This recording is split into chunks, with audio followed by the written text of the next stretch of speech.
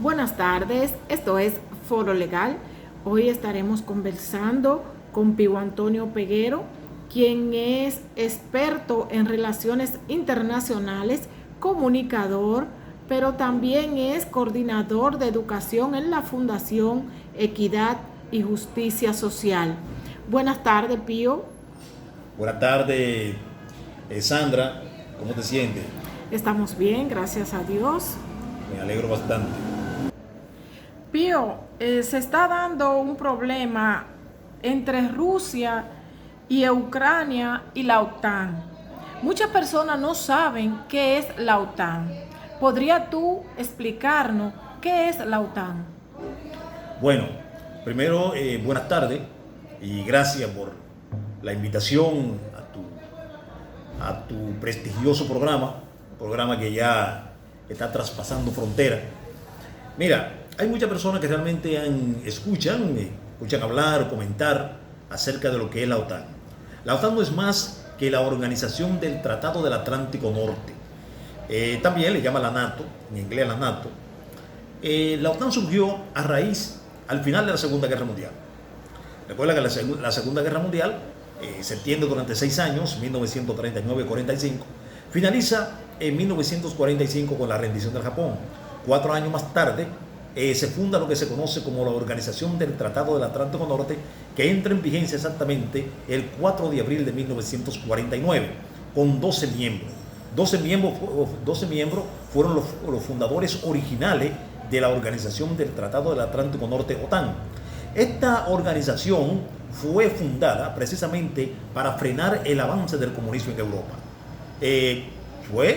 Primeramente, los primeros miembros de esta organización fueron Canadá, los Estados Unidos, Gran Bretaña, Francia, Bélgica, Países Bajos. Estos fueron parte de los primeros miembros de esta organización. Más tarde, en 1954, se surge lo que se conoce como el Pacto de Varsovia, que fue una organización militar para contrarrestar a la OTAN. Pero el Pacto de Varsovia concluye con lo que es la disolución de la Unión Soviética. Cuando la Unión Soviética se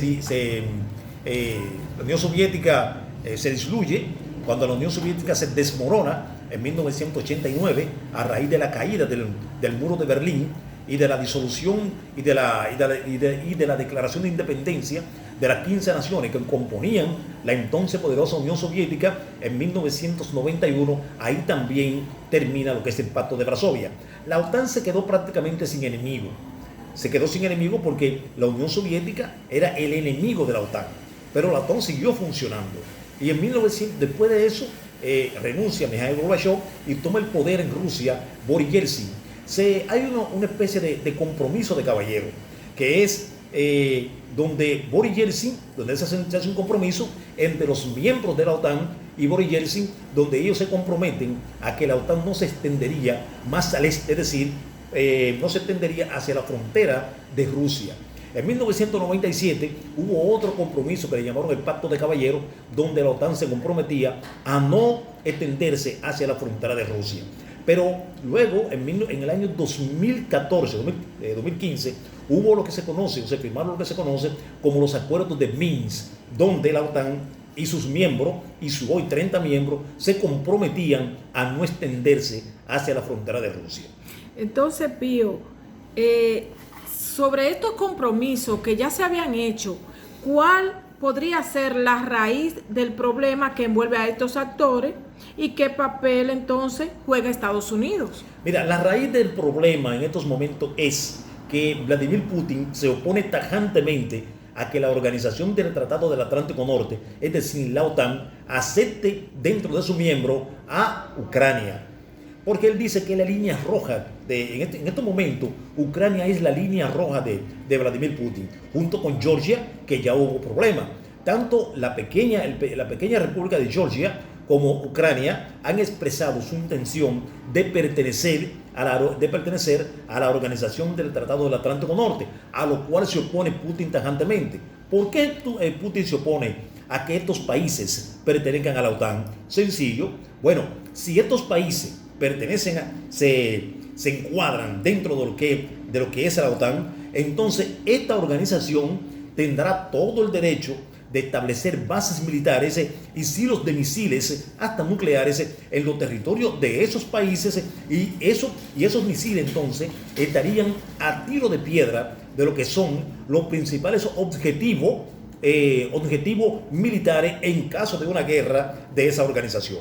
Estarían, por ejemplo, a tiro de piedra las ciudades como Moscú, Petrogrado y otra metrópoli altamente importante que están dentro de Rusia, de la Rusia europea principalmente. Entonces, tras la oposición de Putin, ya que esto es la línea roja, ¿qué podría desencadenar esta situación?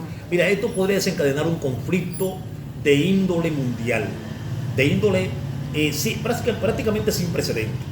Te digo sin precedentes porque entre 1939 y 45 estalló lo que se conoce como la Segunda Guerra Mundial, precisamente por la invasión de Alemania a Polonia. Es decir, que siempre estos conflictos que han azotado a la humanidad, por ejemplo, hablando de la Segunda Guerra Mundial, se desató porque un país poderoso como lo era la Alemania de ese entonces, invade a un país de mucho menor poder que él. En ese caso fue Polonia, el 1 de septiembre de 1939, y hoy día, por ejemplo, Rusia amenaza con la invasión de Ucrania porque, como te dije hace un momento, es la línea roja de Vladimir Putin. Entonces, tras esa invasión, se invadió Polonia en aquel año. Ahora, en la actualidad, ¿cuáles países podrían verse involucrados en esta situación que se está dando entre Rusia y la OTAN y Ucrania? Mira, en caso de una guerra... Que no habrá guerra, claro está. No habrá guerra.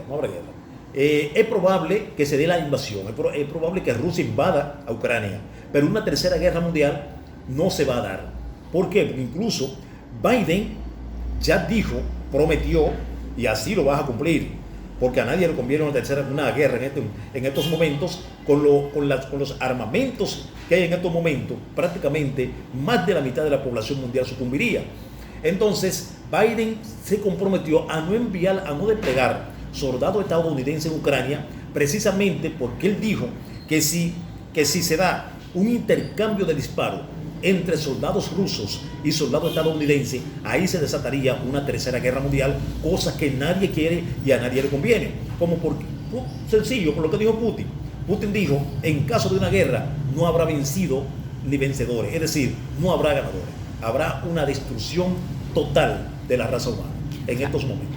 Ahí queda claro entonces que esto no es ganar ni perder. No. Esto es un problema de todos, que aunque nosotros no estemos involucrados de manera directa, podríamos también vernos afectados ante esta situación. Pero claro, el mundo entero se vería afectado de una manera u otra por esta situación que se da entre la organización del Tratado del Atlántico Norte, liderada por los Estados Unidos, y la Rusia de Putin.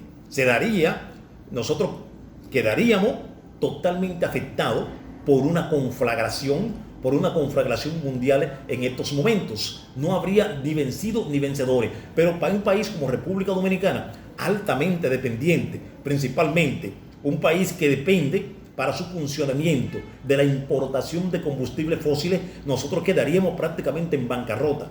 Porque si aquí se da un enfrentamiento entre estos estados, el barril de petróleo llegaría a cotizarse en los mercados internacionales hasta a $200.